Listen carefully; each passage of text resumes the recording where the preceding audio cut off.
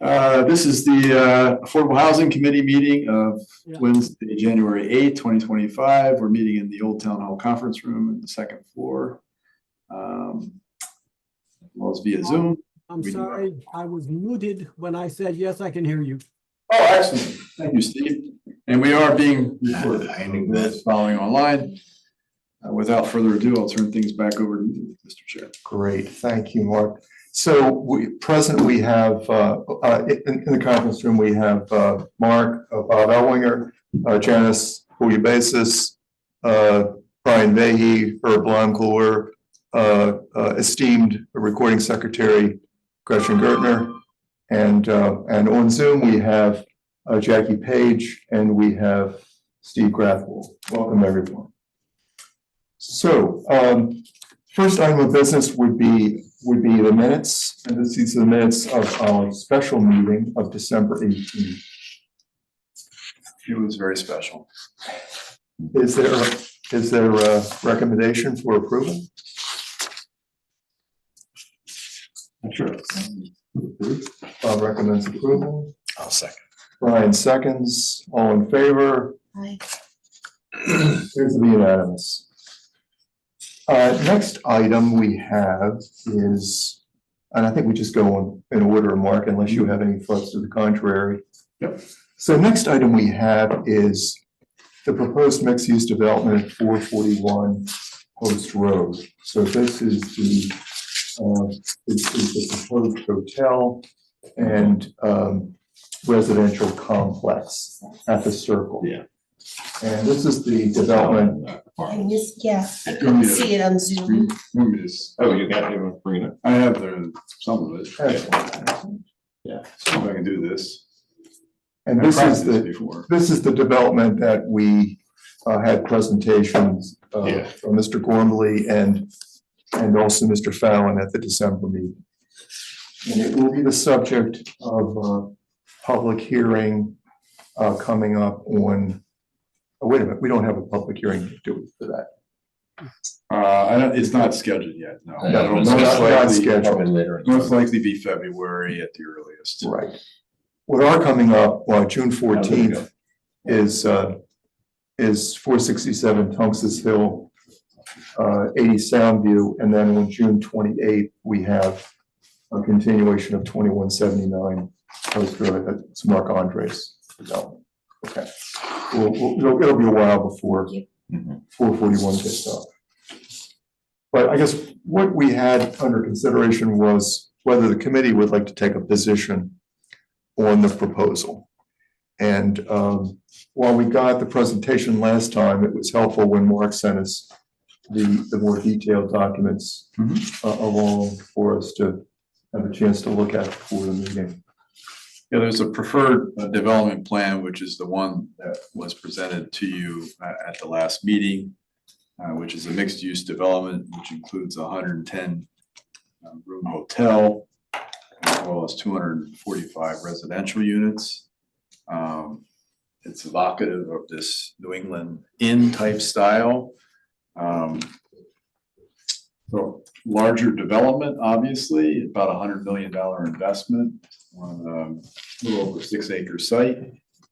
But there also, they did file a contingency plan, if you will, Plan B, that the zoning commission did accept concurrent.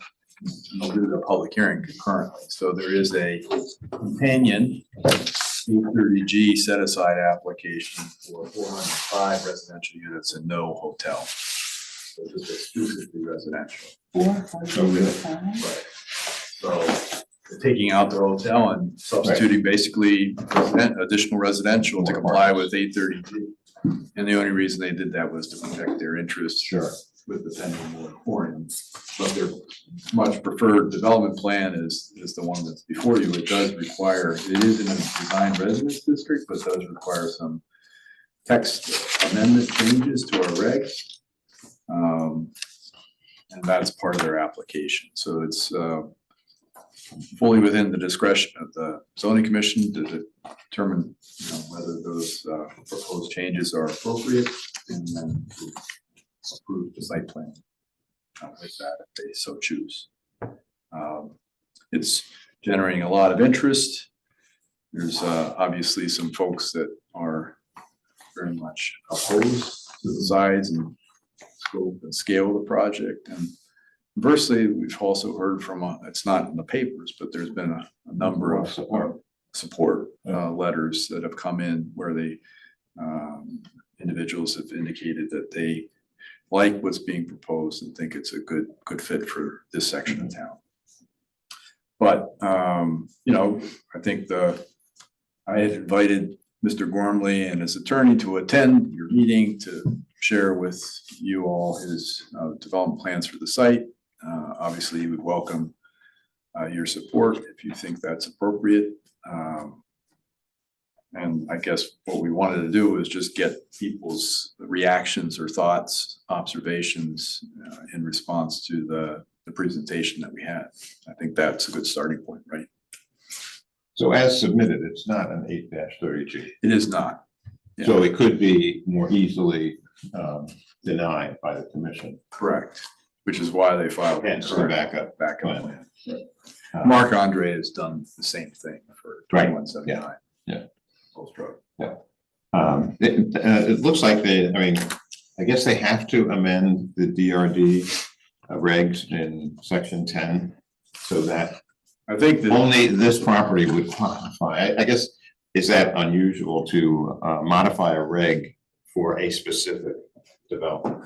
not, A I specific think- parcel? It looked it's not, kind of weird. it's not that unusual in that the commission, at least historically, has looked favorably upon those applications that kind of limit their impact to what they have before them.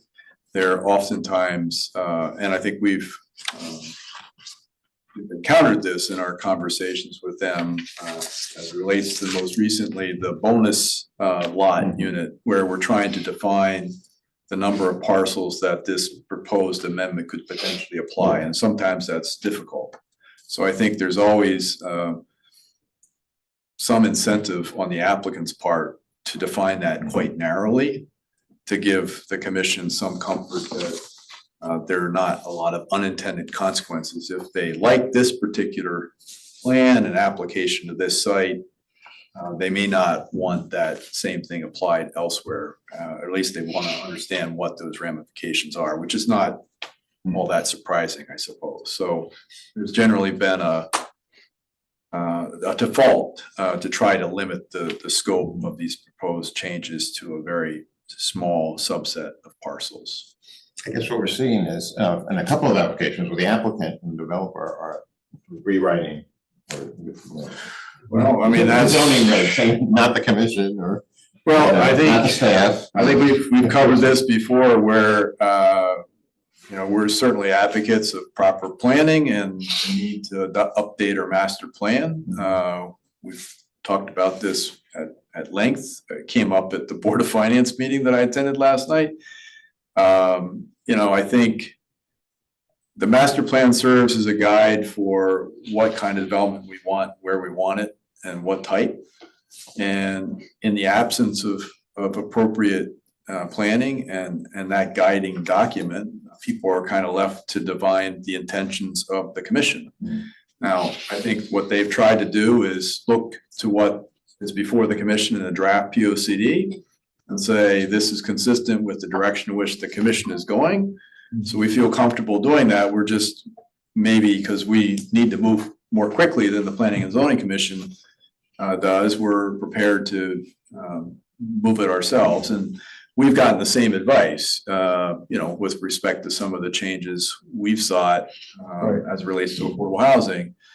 They welcome applications, including text amendments from outside parties that help, you know, start the conversation. You know, my preference would be the Planning and Zoning Commission adopts a POCD and then we adopt regulations from that. Clearly, we're on a much slower trajectory than the private sector's, you know, accustomed to. So you know, I think it is consistent, I believe, with the direction in which the hint, if you will. Yeah. But we're not, you know, just like 2190, the Exide property, what's in the draft form is not the final document, you know, necessarily. It could be, but it may not be. So holding people to that standard is a complicated task. So, anyway, it's more to like the project. What do you like? What do you don't like? If we were to comment, what would we say both for and against type thing? So I have some comments that I didn't bring up. we don't have to take a position either. It's No, I thought the presentation was great, and I think I don't have any issue with the project.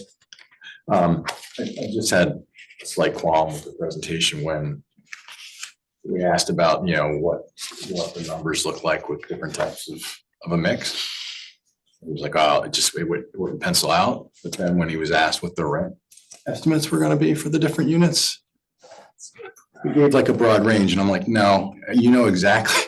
If you know it doesn't pencil out when we ask you what the different mix is, then you certainly know what you're proposing to do with rent. And so other than that, I just, that kind of rubbed me the wrong way, but otherwise I liked, I thought everything was great, and I liked the intent, and but I'm sure he has the NOI numbers, and oh, I'm quite positive he does too. I'm also quite positive he doesn't wish to share that publicly for fear of being pinned down too much on it, but I'm sure he's run the numbers at various with some flexibility there in terms of give yourself a little bit of a range, right? So I'm sure he's running a couple different ways. well, so I also think there's flexibility in the affordable housing component as well. There is.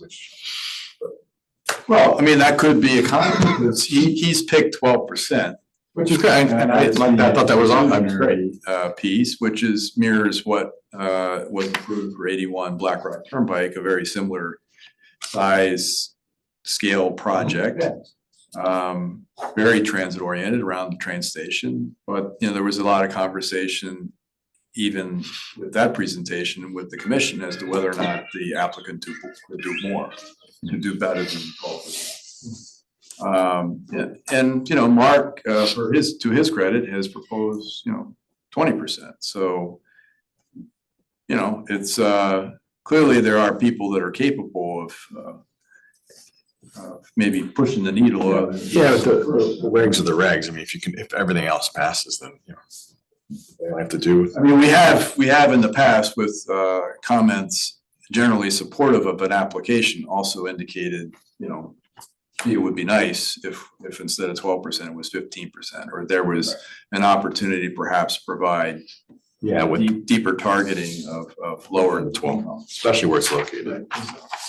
I don't think that's something the commission, I'm sure, will wrestle with amongst all the other issues with traffic and whatnot. So, and we raised that with him, of course, when we met last time, and he, of course, did not concede that he could make any changes, right?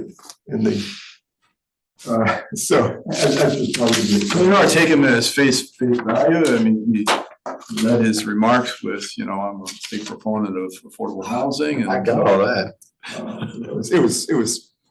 It was not unexpected, but certainly that would be an option for us to say that we like the development, but we would really like to see a more attractive affordable component. Yeah, I was just thinking of the mix predominantly. I didn't put the 12%. Yeah, great. We'd obviously gain more below market rate units if it was a full 8-30G. Yeah, for sure. So I'm almost thinking we don't take a position now, but perhaps reserve a position. I don't see the need to take the position necessarily now, if in fact it has a chance of being not passing the commission. They may not like it because of all the people who are against it. If they can provide data that shows there's some substantial environmental damage and or safety issues. I mean, I know the commission doesn't like to be between a rock and a hard place when they have a G application in front of them. There's not much they can do. Their hands are tied. That's not the case with this one. So even though they have favorably, they were, I think, favorably, like the design, certainly, the look of it. I think there were some issues though with the wetlands and the area behind it and the setbacks and the walkway and the public access. And it may be enough to make it a 4-3. Yeah, they certainly. I mean, it could go that way where they deny it. Yeah, they certainly had questions in this was before the commission as in an informal. Right, pre-application. Pre-application Yeah, they liked concept it. review. The comments generally were positive. There were questions relative to public access, whether it was tidal or inland wetlands, whether it was wetland jurisdiction from the conservation inland wetlands agencies, which there is not, and that issue has been settled. So, and in addition to the normal conversations about access and Traffic. traffic and things of that nature. So, I'm sure they'll have a very robust hearing and Sure. delve into all these details of the application. The way to me, they've invited, the commission actually says, yes, we'd rather hear both applications concurrently. We'd want to see everyone just put all their cards in the table. We want to understand you have a plan A and a plan B. And so that to me sets up a binary choice. Which do you prefer?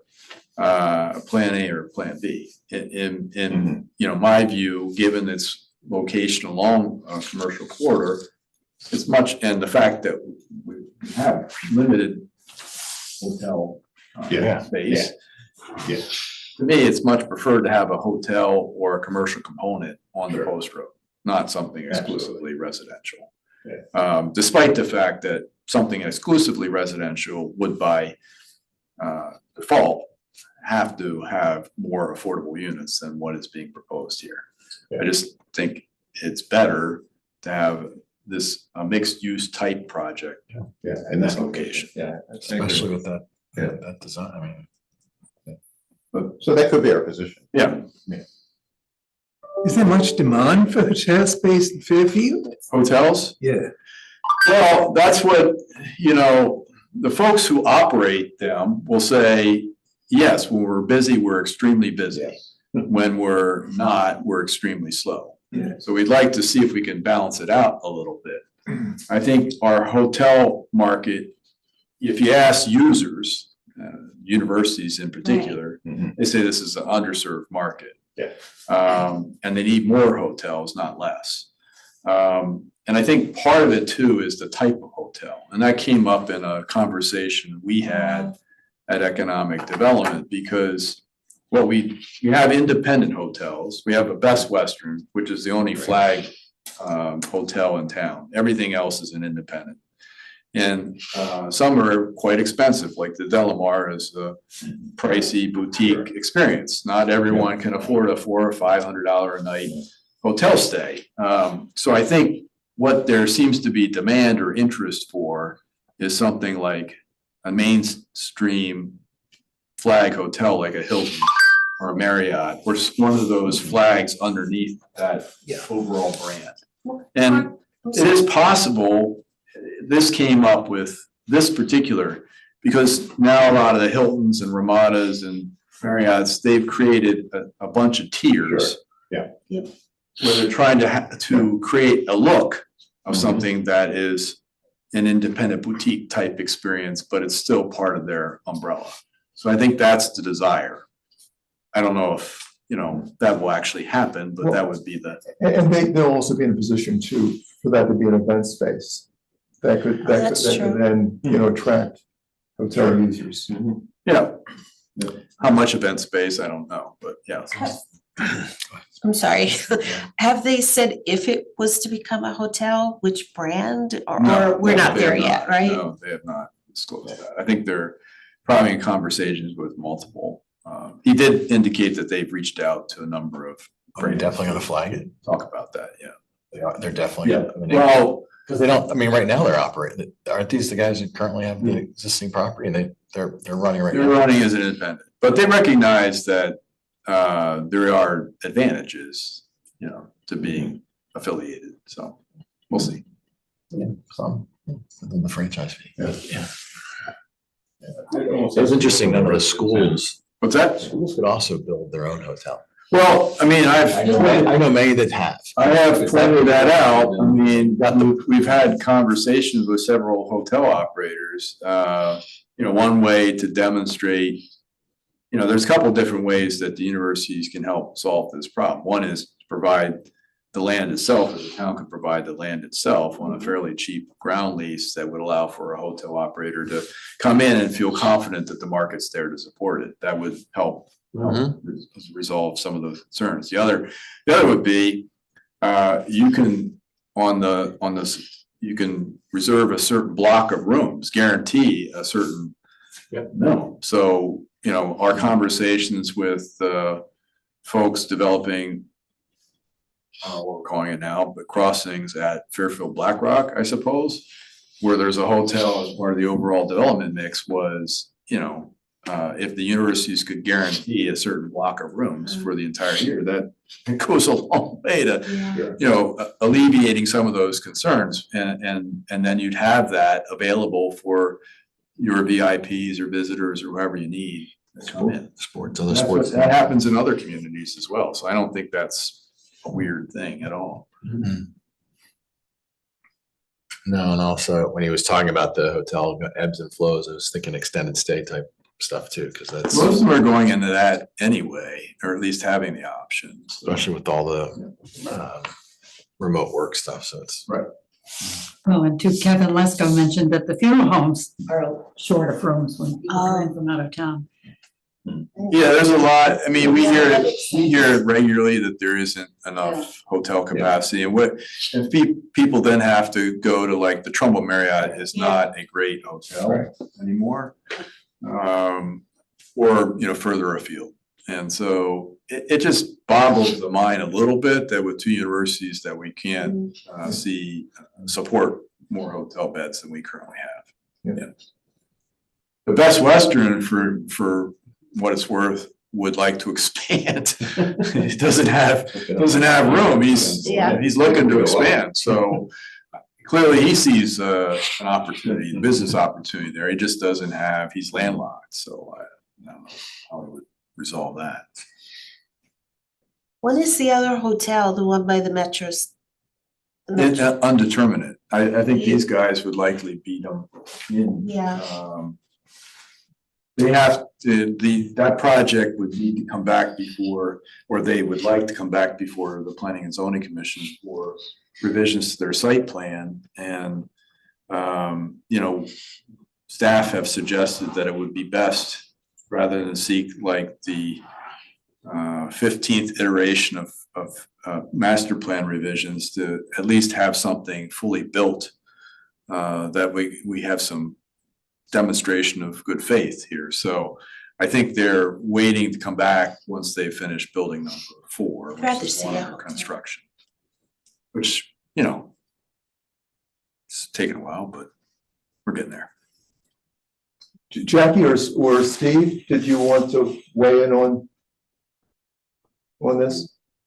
I've got to, yes, I do. First of all, can somebody tell me how to raise my hand on this? I No, there's probably a little hand thing at the bottom, but don't have a hand in it. Yeah. Shut it. So first of all, my first comment is that this is a very tired hotel. And although it's not part of our purview, we should encourage money being invested into the community. And this hotel needs to be redone. Quite well. Now, I don't know what all that they're going to get out of it versus what we, the town, would get out of it. Currently, they've got 80 rooms. They want to have 110, so they're going to gain 30. And they want 250 units, and they don't have any now. My guess is they want some relief on lot lines and stuff like that. But what are we going to get in return then? Well, first, we're going to get an asset that is being renewed, reinvigorated. That's good for the town. We're going to get increased real estate taxes. We're going to get housing trust fund taxes. And then aside on that, hotel rooms spend like $20,000 on FF&E, they call it, furniture, fixtures and stuff. And they spend that every 7 to 10 years or so. Probably the Circle Hotel hasn't done it for many, many years, but Mark, if you could find a way to get that FF&E number into their building permit, we would get a lot more housing trust fund dollars. So I like the design. It needs to be redone. I just want to make sure the trade-off that we're getting is worth what we're giving. That's all. Well, to the tax issue, their own presentation, if you will, was that the net new taxes would be $1.5 million a year on this development. That, to me, sounds conservative, actually, based on just the residential units alone. The property is currently assessed at $5.2 million, so it is like paying what, $150,000, $160,000 annually. You know, it's not uncommon for some of the more modern, amenity-rich residential apartments that have been built recently to be paying somewhere around $7,000 per unit in taxes. So if you do the math simply on 7,000 units, $7,000 and 245, that's a big number. Certainly north of 1.5, and then you add the hotel to it. I think, you know, this is going to be a significant asset. It's in a key location. And, you know, I think part of the reason is that they're doing this is that the hotel has seen better days. It's kind of at the end of its useful life. They've done what they can to put They're gonna put, yeah, they're gonna make it put, look nicer, but at the end of it's an old 1950s style hotel, a motel. You it know, needs CapEx and they're not. it just is what it is. So I think they've done a decent job of trying to, you know, mitigate some of the concern relative to height by using the topography of the existing site to hide much of the structured parking. You know, units will be wrapped around, and so I think it is Feinfeld, the architect here, really does do spectacular work, and you can see evidence of their work and some of the projects throughout the state, and they're all very beautifully designed and well built. So, and this developer is quite capable. So your points are well made. I don't know about the housing trust fund dollars, because there is, you know, this is a project that would contribute units under our inclusionary zoning. So they don't typically, you know, have to double pay. If you contribute units, that's your contribution to our affordable housing inventory, or to help meet our housing needs. You know, again, to the point discussion we had earlier, is 12% the right number?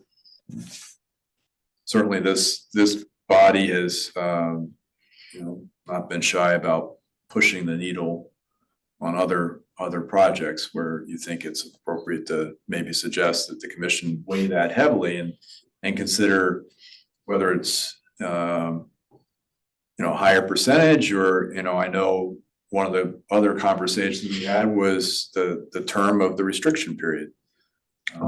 So, you know, at the very least, I'm not sure how it's specifically written, but the developments in around TOD are for the life of the development, not less than 40 years. So at least it should mirror that language, I would think.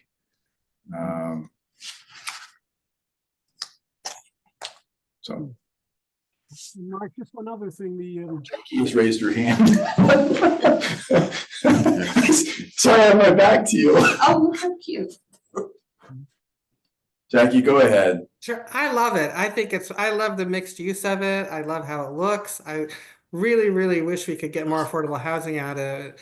I was running a business here for 30 years and bringing in clients and staff from out of town. It was embarrassing trying to find them housing and not paying $400 a night at Delamar.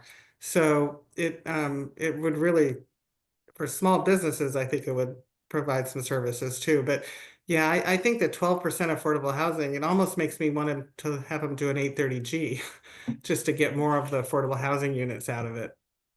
And then we would lose the hotel piece, but. Right. But I really like it. As long as the traffic is, I mean, that circle's a problem already. Maybe this would help resolve it, get it fixed, because it's just, that corner is awful right there. I do think,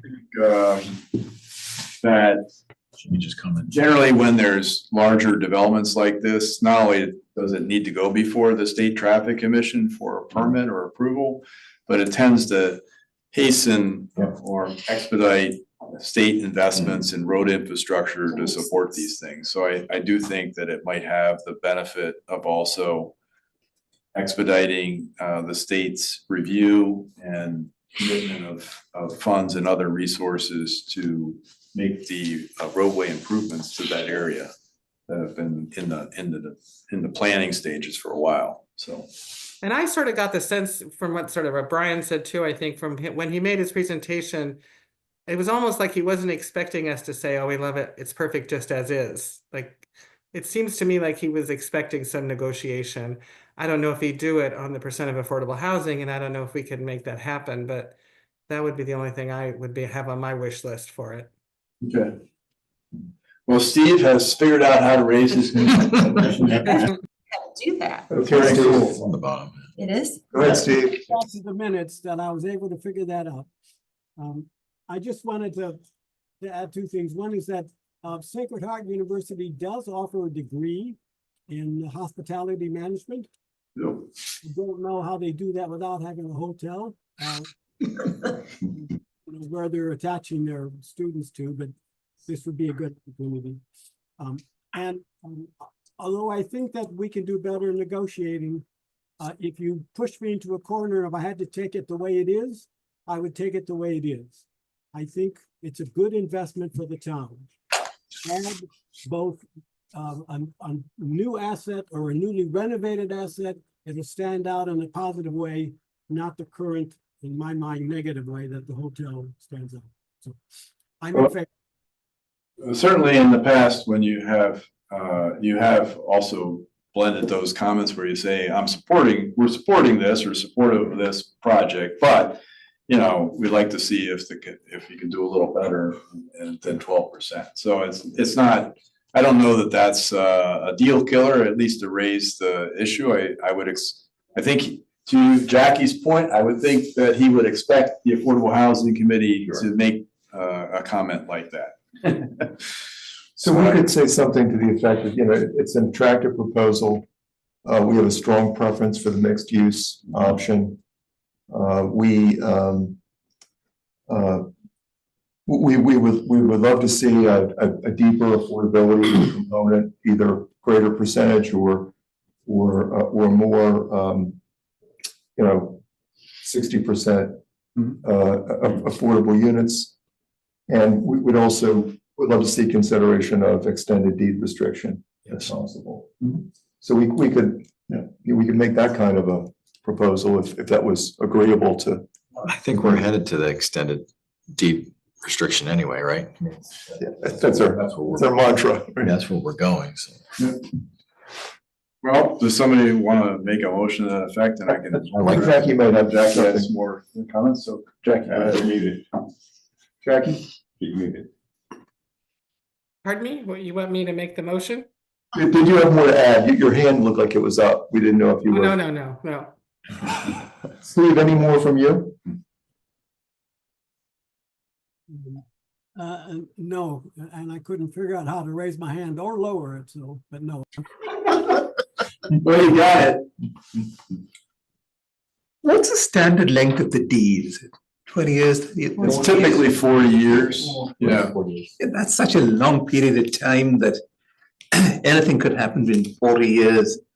It is. 40 years is linked to the statutory language relative to 830G so that it qualifies for points towards a future moratorium. But why we've suggested developers would obviously like to be restricted for less time. Yeah, naturally. But a 40-year period is beyond the term of any financing. So you can almost suggest that making it longer than 40 years has really no effect Actually, on the project. it actually conforms to, I think so, the 30-year mortgage, but most of those 30-year mortgages have extensions to a 40-year period. So that's kind of why it lines up that way. Okay. Also with the government, and also with those government grant thingamabobs, that's why. I don't think there's will be any government grant on this one, but. No, but I'm saying that's why that 40, like affordable housing, if there was affordable housing developer. Sure, I mean, yeah, Chaffa stuff, and yeah, I can get that, but private developers,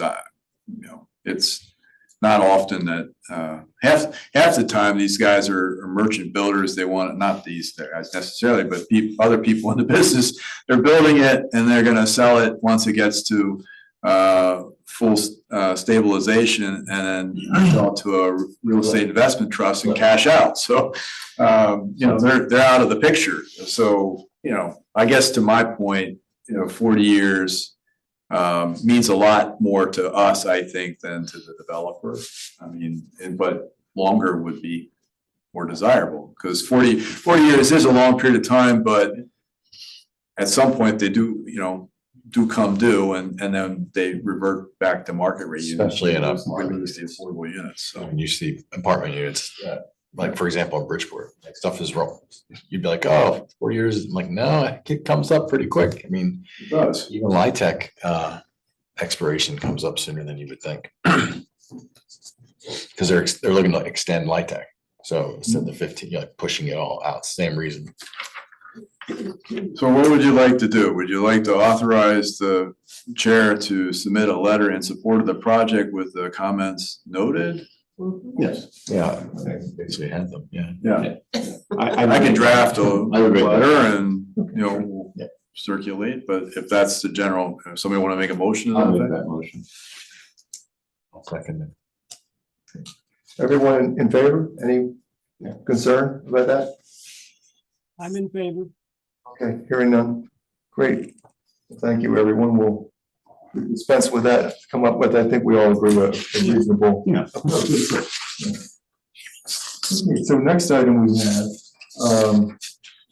is the text amendment. It will allow outside housing development to satisfy inclusionary zoning requirements. Does everyone have a copy? I made some additional copies. Did you, Tom, do you need a It's copy? not, it's not in the file. Is that, That's the, thank you. Thank you. Brian, you have one? It's Uh, not in the packet there. Was the, one I of the did send it out. attachments. I did send it out. I but- did. We could just have one more. More? Sure. Thank you.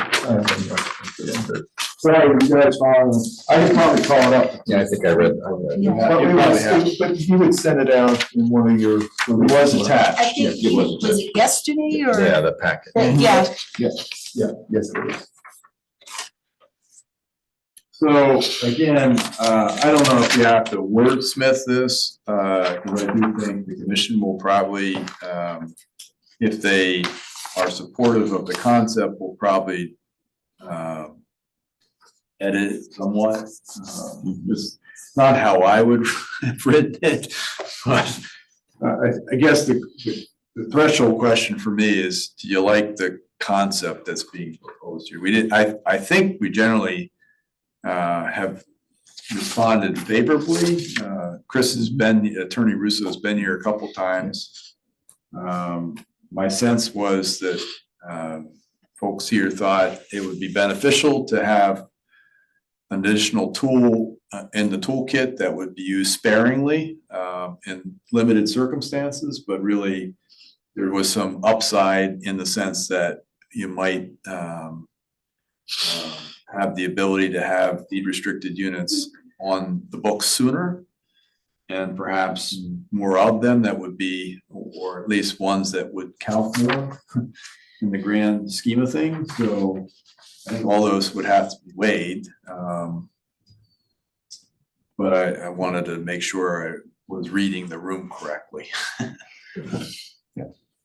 I think it's very reasonable, and the fact that you know, we really are very clear that the commission has discretion to, you know, on a case-by-case basis to make the determination. So it's not like we're tying their hands necessarily. I think this is worded sufficiently. He said They can do whatever they want. sole discretion about 5 times in the course of 3 No, paragraphs. We're really bending over backwards, yeah.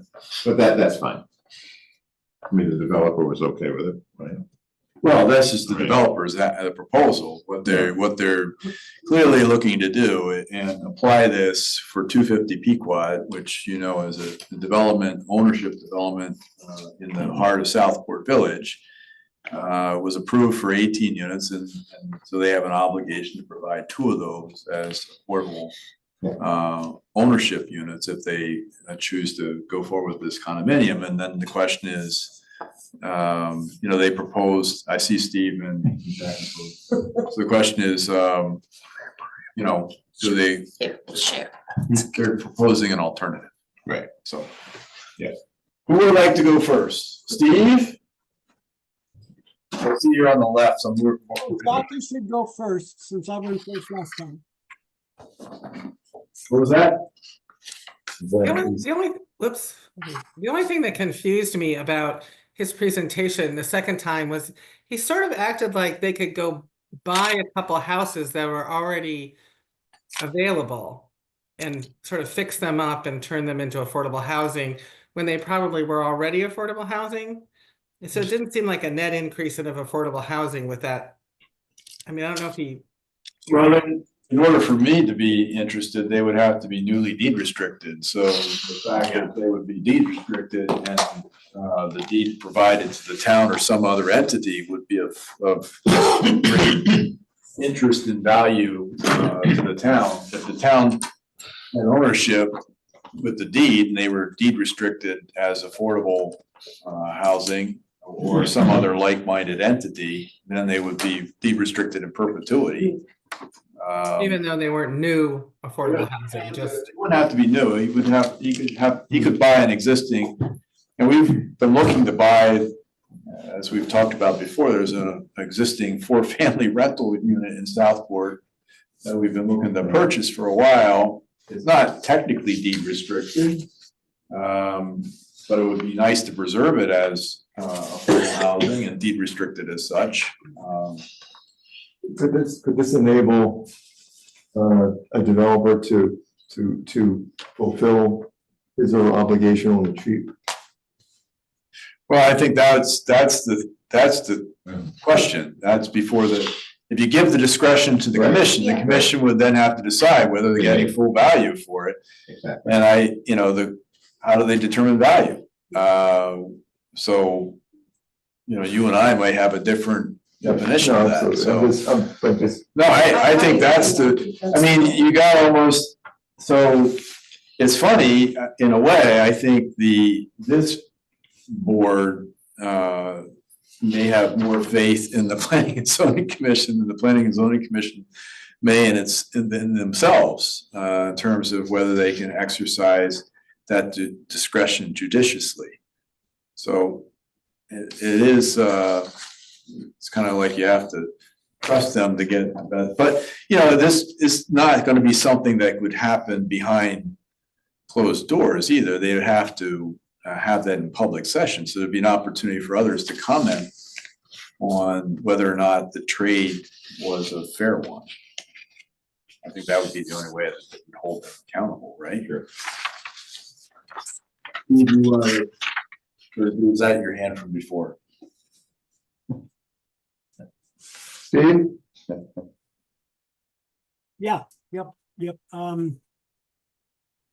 So, Mark, I did send you and Herb a couple of comments, because I wasn't sure if I was gonna make it tonight. But just a couple of other things. First, I thought the point that Jackie raised is very important in this regard, and we should think about that in the future, because obviously, if we've got an affordable unit, those are gonna be the first ones that they're gonna buy and renovate, because they can get more bang for their buck, but we're not gaining new units.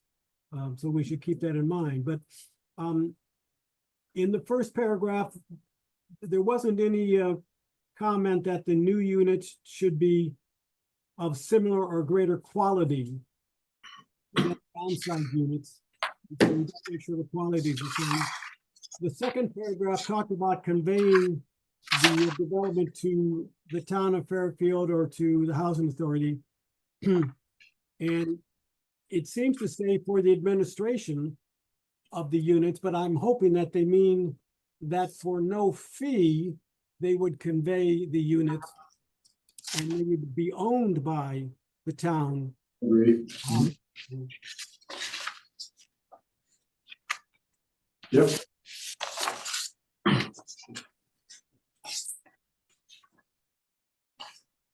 So that's in Steve's third paragraph. It's I'm sorry, in the second paragraph. Yeah, and clearly, I think in our review of this previously, thought was, well, there were a couple thoughts. One, we went back and forth as to how, it was suggested that the commission would have some criteria by which to evaluate whether or not the unit was equivalent. But not to define that too strictly. There was a lot of conversation about geographical proximity, but also, quality, size of the unit, that type of thing. So I do think there could be spelled out a little bit more clearly than this text. But I think, to your point, Steve, from my perspective, what makes this beneficial is if, they had said, we're gonna propose this particular units in lieu of the one here on site. And the commission says, okay, they buy and convey that, we have immediate use of those units while they're building the other one. So, and then we own them, or a housing authority owns them. So they're in essence an affordable unit in perpetuity. So those two things were very beneficial, I think, very beneficial, at least in terms of my evaluation of this. But I think you do need to clarify that that's his intent. Because when you just say administration, it's like, well, I'm just going to let you administer the unit or monitor compliance, but you don't actually have title to it. So.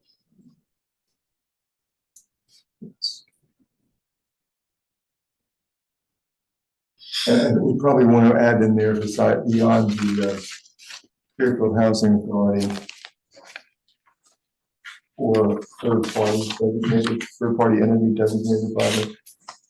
So he did revise this, because one of the comments we made before was that it shouldn't be limited to just the housing authority necessarily. Trust. So it really, the town or some other entity that the town may designate would be appropriate. If there's a land bank or a land trust or Maybe a land trust. housing authority, but it could be any number of nonprofits that we might potentially partner. So it should be EG, not IV. Yes. Right. Absolutely. So e.g. the authority. For example, Or third party Designee. designate. Yeah. The easiest thing for now is to say the town and then let the town do the. Yeah, I can think of a scenario maybe in which the town doesn't want to own it, because we don't really own housing units, at least managed rental units, but the town should dictate who manages it on its behalf. I mean, if the town were to own it and then lease it to somebody or. Town owns the land leases or Right. the deed, like these restricted deeds, it's the same thing, like who. I think that was, his initial reluctance to put the town there was because his feeling was, well, the town is not the most nimble in terms of acquiring or disposing of property, and that's true. But you know, it's not insurmountable. I can do it in 60 days. It doesn't take a long time to get through all the approvals. You just gotta do it, that's all. If we stopped at Town of Fairfield or some town-related entity, does that cover all of the other options adequately? Yeah, well, I think again, I don't know that we need to. I think this is a question of just leaving out something substantive here. Yeah. So I mean, I think even the EG is not insignificant, because we don't want them to think it's just I the, think you're fine with that. So we're so maybe generally supportive, but we have a few concerns or comments. One, I think and we don't have to decide this tonight. I have the sense that this might still be an open matter by the time we meet in February, but if you want, we can, based on the feedback I have tonight, I can kind of draft something, we can review it in February. And Did we copy this from Stanford or Richfield or? I don't think so. I can't imagine anyone wrote it. I mean, I had a different draft and it was boiled down to, he put in a few more at the sole discretion of. So Listen, I would look at theirs. what was that, Brian? Sorry. I would look at Richfield's or, I'd look at other municipalities. Yeah. Blend the effort with the.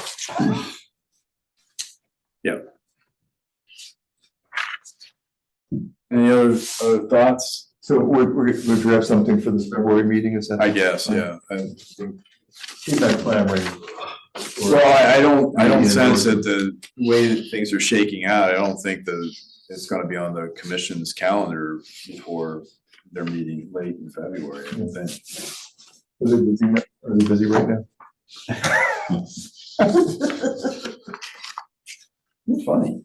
Well, I think just, I'm not sure we talked, I think we probably talked about it last time, but they've got the 14th hearing, the major hearings on the 14th and the 28th. On the 21st, they're discussing the POCD. Right. And they're probably looking at meeting every Tuesday in February. So yeah, they are busy. Okay. Sorry for that poor humor.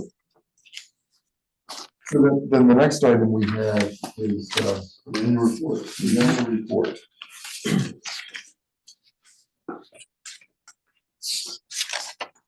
We have a couple of comments on it. You guys have it? You can look at it, or I need to call it up.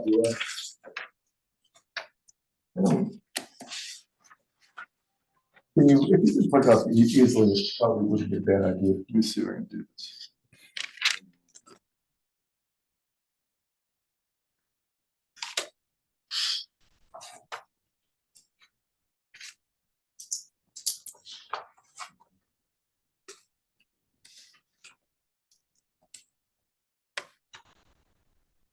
Come on.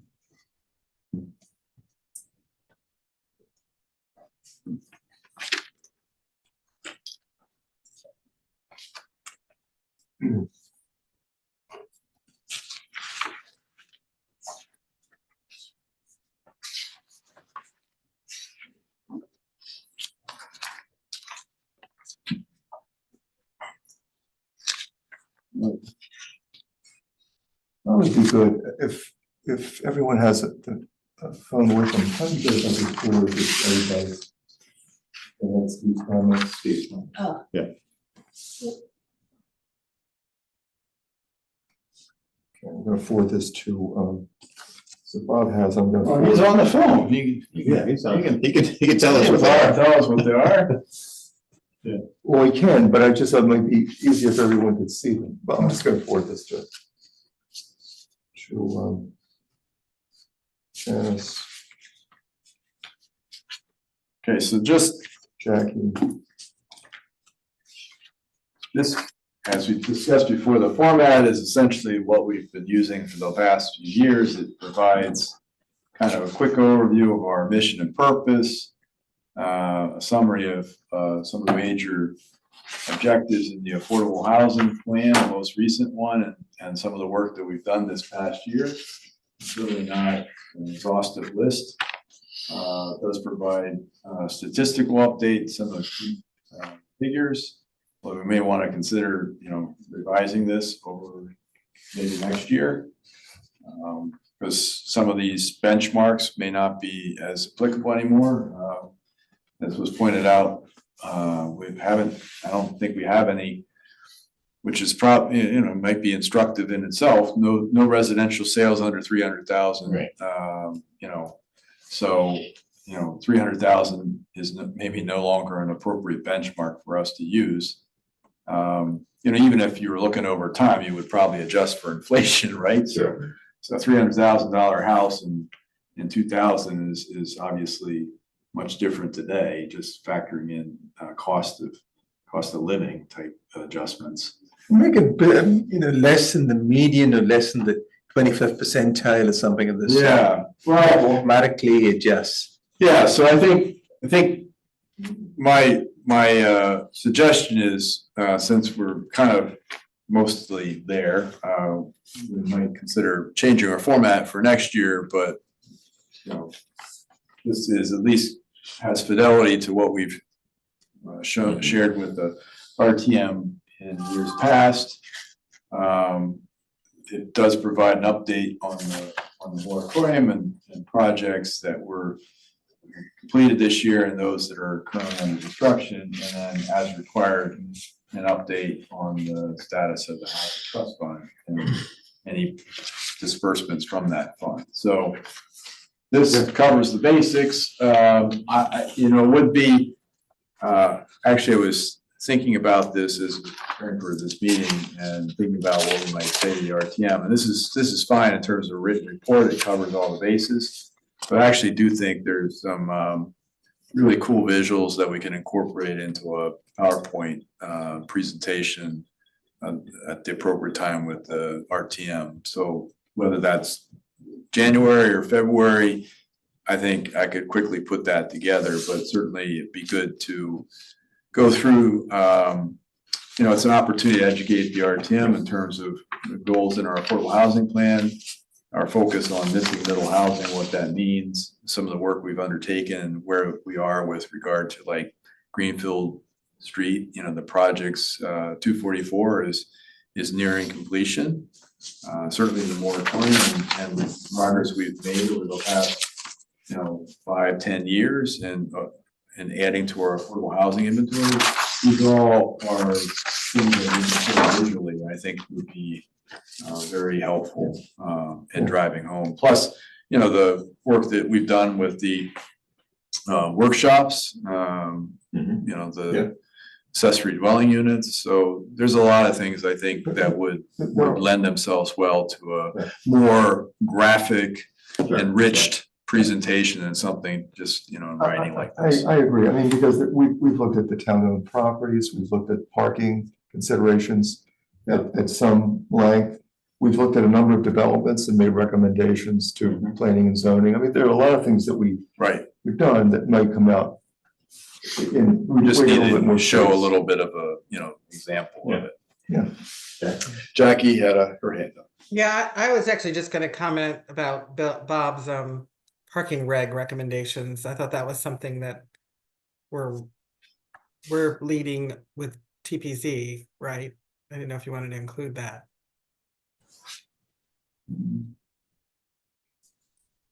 We could.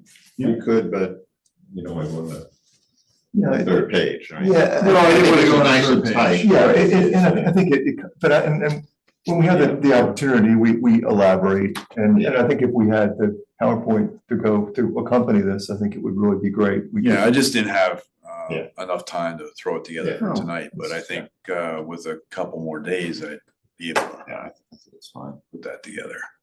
I'm guessing it's probably going to be February before we. Well, it's kind of, the town clerk did reach out to me and ask if we had a report and whether we wanted to be on the January Oh, calendar or okay. February. And she said, I know that you typically come in February, and I said, well, we're meeting tonight, so I'll see if we're if we are ready, perhaps, and your calendar is light for January. If it would be great to get on for a light meeting. Right. So I think I'll ask the moderator and the town clerk, where would you like us? If it's relatively, and I will ask for, first on the agenda type thing. So, typically they receive these reports in committee, and then we don't have to appear at the regular meeting. So that would be my preference. This is an opportunity to make an impression in terms of trying to cultivate housing advocates. I mean, and that, to me, that's what this is really about, is work with them. If they're advocates themselves, if they have constituents who potential advocates, it's a chance to work that. So I think it's a real opportunity to do that. And give an impassioned presentation like we tried to last year. Well, you must have done well, because they ponied up some money to buy 254 Greenfield Street out of their own coffers, so I think they, I wanted to throw in that when I talk with people about what the town is doing with affordable housing, they don't like all the rentals. They don't like the 1-bedroom studio rentals happening. But when I talk about Greenfield Street and with Habitat for Humanity and what's happening in the Navy housing, they think that's fabulous. So I don't know if there's any way to play that up in terms of those sort of opportunities. I agree. I They agree. love the family housing going up. Yeah, so let me see if I. If we can get more money somehow for Mark's program, that's funded by the community development block grants, that would be great too, where we really leverage money that people can use, first time buyers and the like. But even what's happened so far, I don't think people know about. So they're typically very happy to hear that that's sort of a focus. I know it's small and it's not, and incrementally it's not as big, but I think they just like to hear that the town is aware that family housing is sort of the goal. Right.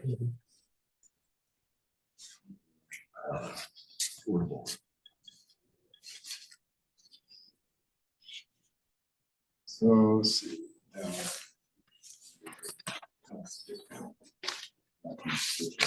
Slides.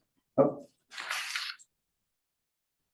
Some of this is repurposed, but we took these pictures, actually Tom took these pictures just the other day. So this is where it's 244 Greenfield Street. So the work is coming along pretty well. They'll be ready for later, this year. I think April, May was the time frame for selling. So I do think, this stuff, and to your Jackie's point, I think this will help a lot with our presentation. People do feel good about this project in particular. So I think, the slide before, which I didn't cover, but you can see that we've made slow but steady progress in terms of growing our inventory over that period of time. So it's all good. I think it's tight. I think it hits all the headlines, all the main points.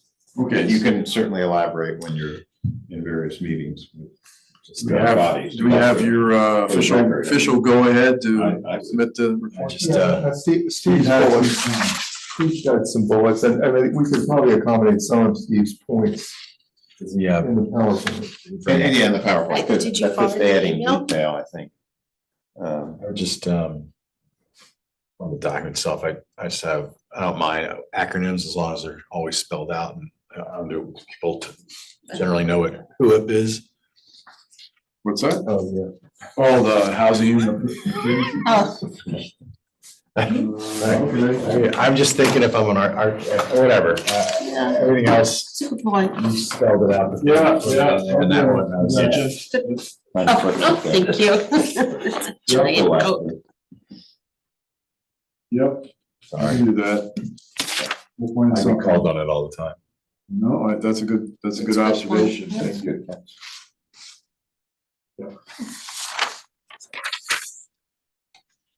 Is housing trust fund just limited to purchases, outright purchase, or could it do, say, small disbursements to individuals? Here's a very concrete example. You build a second unit on your property, it increases housing supply, you get, I don't know, a 2-year moratorium on property taxes. So Well, we can't do the tax abatement piece, but we could directly fund other projects that add to affordable housing. It's at the, it would have to, any disbursements from the trust fund would need the support of this body and the Board of Selectmen. So, okay. we've used it in the past for land acquisition to support new development of housing. We were considering buying existing housing and deed restricting it as affordable. So, there's a lot of different things that we could do under that umbrella. I'm guessing that you could get much bigger bang for your buck by offering any homeowner who applies, if it's approved, here's 20 grand or 50 grand or whatever. I guess the question ultimately becomes, what is our objective? And if our objective, we've been keenly focused on projects that contribute points towards a moratorium, which requires a 40-year deed restriction to do that. So most homeowners that I know are not gonna wanna just restrict something for 40 years. Now, we don't have to do that. If our goal is just to create housing, we could do whatever, so long as it meets that goal. But I think there might be others that were saying, well, why are you investing in this project? My project. Yeah. So we do need to, I think if we were gonna do a program where we're providing direct lending or benefits or grants to a broader group, we do that through community development block grants. We have a program that helps homeowners rehab their existing units, and we do program loans. So they do get added to our inventory, but there's no deed restriction for 40 years. They're restricted indefinitely until such time as the owner refinances or sells, in which case then they pay it back at no interest. So it's a great way to maintain the quality of the housing stock, but also add to, in the case of rental units, our affordable inventory. But we're not bound by the same oversight in the sense that somebody wants, points towards a moratorium. Because again, not too many individual homeowners or small investor types that own units are gonna wanna do a absolute 40-year restriction.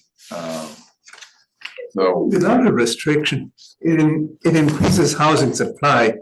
And the economic argument would be, you know what? yeah, you can certainly make the argument. Yeah. There's an economic That's argument. why I said it really depends on what we set as a goal.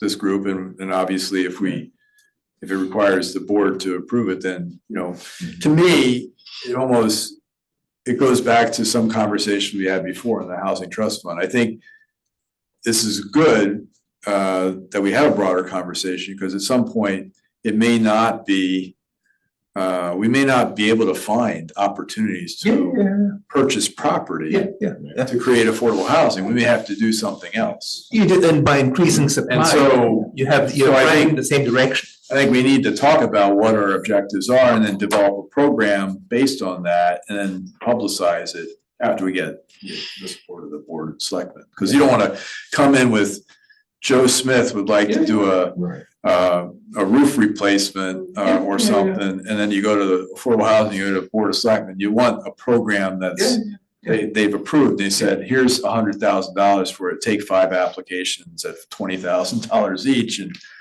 It's if got to add housing people supply, meet the can't be- criteria, then you can Yeah, do it. yeah. Yeah, I mean, strategy number 11 is develop guidelines for the Housing Trust Fund. Yeah. And given the fact that we've now given the soft letter to Carol, and that we're going to have other competing, Right. request for the fund dollars, it's probably good that we maybe more formally address that Mhm.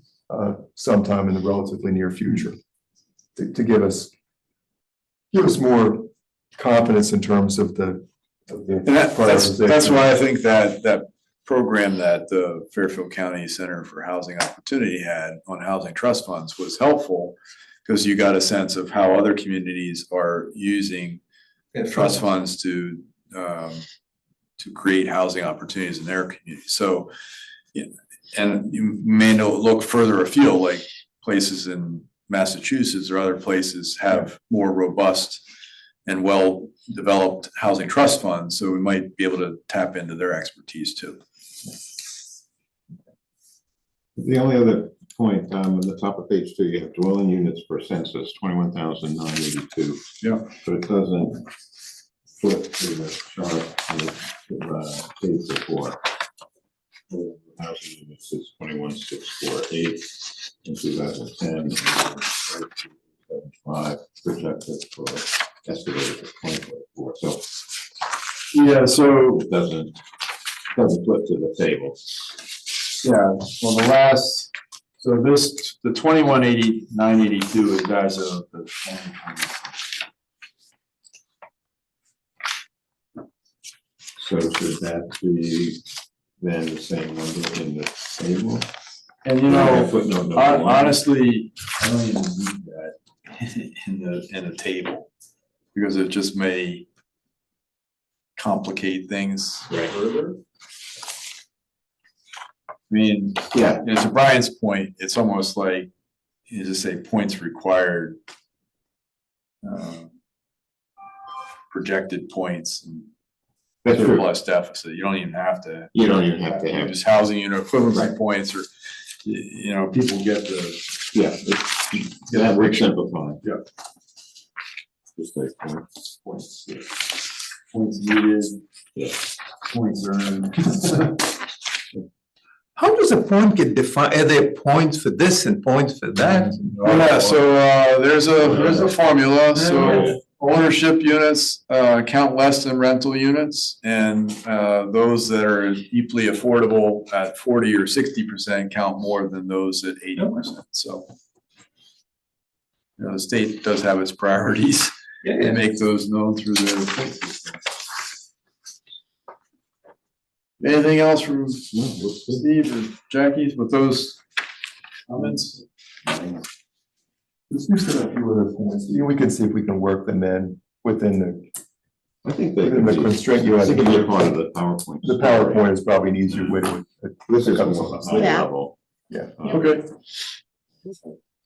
Okay, Steve? Good. Motion to approve with the Yes.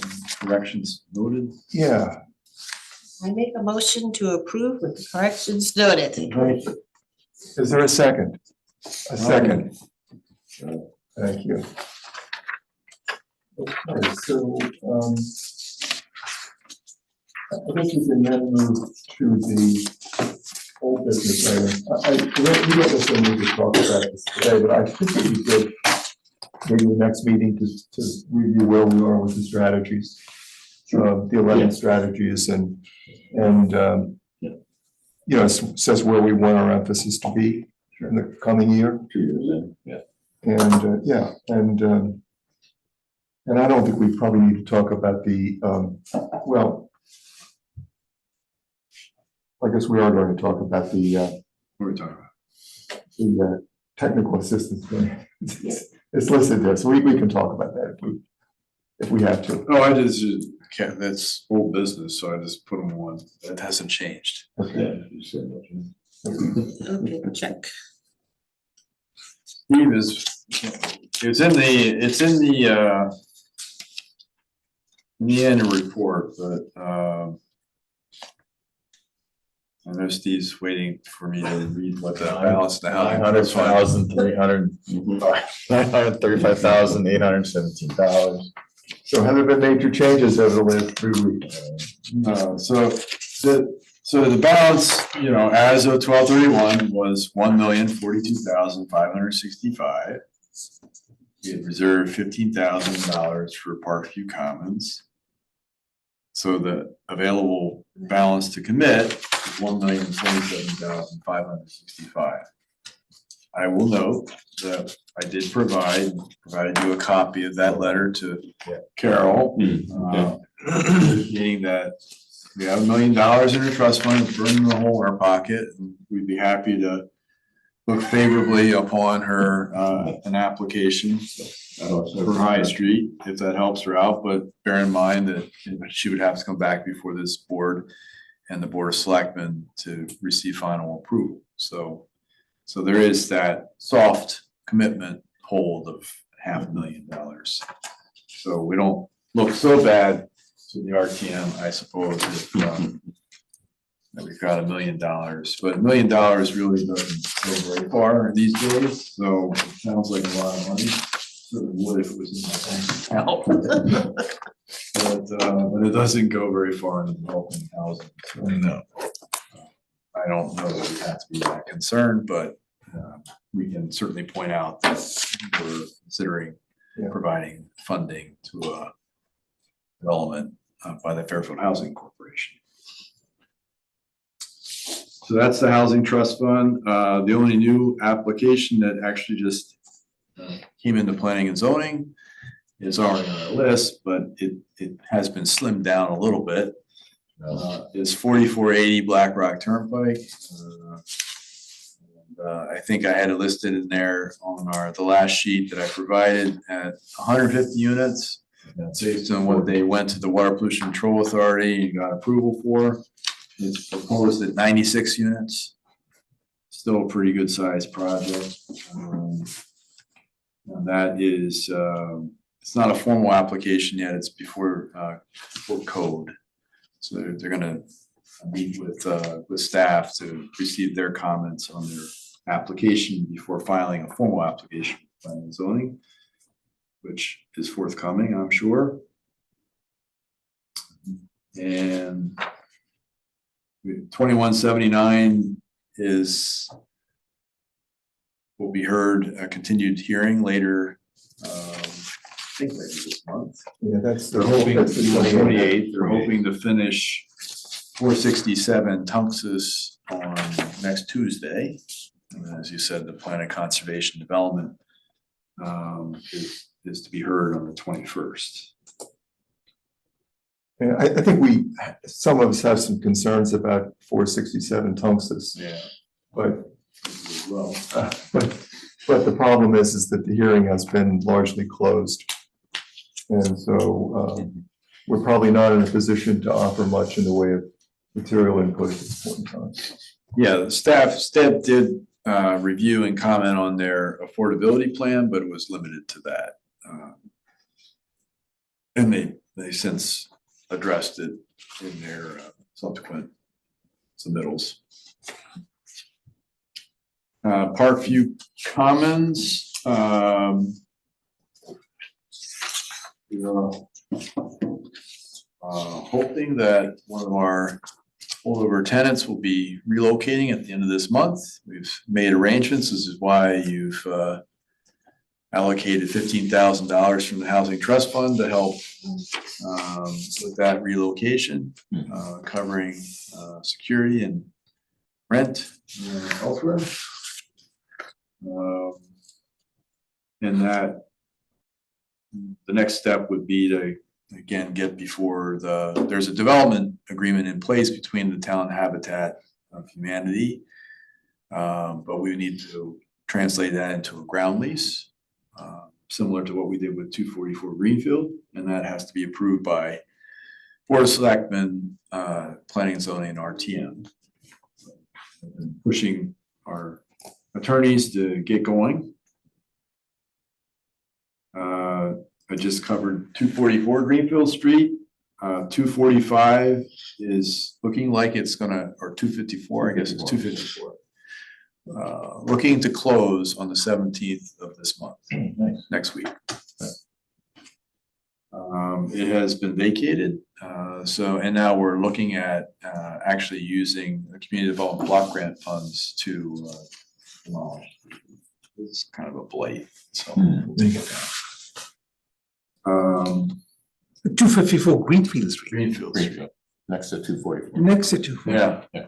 I have a picture of that too, somewhere. Rather dismal. It's it looks okay, you know, now it's cleaned out. Bureau Street, they are talking to Water Pollution Control Authority, but we haven't seen a formal application yet. Doing flow monitoring in the area, determine sewer capacity. Who is the developer? We don't know yet. I mean, I didn't get that information, so it's just engineers working on someone's behalf, but I haven't talked to the engineers, like Water Pollution Control Authority staff have met with them. I guess they just didn't ask. Who's your client?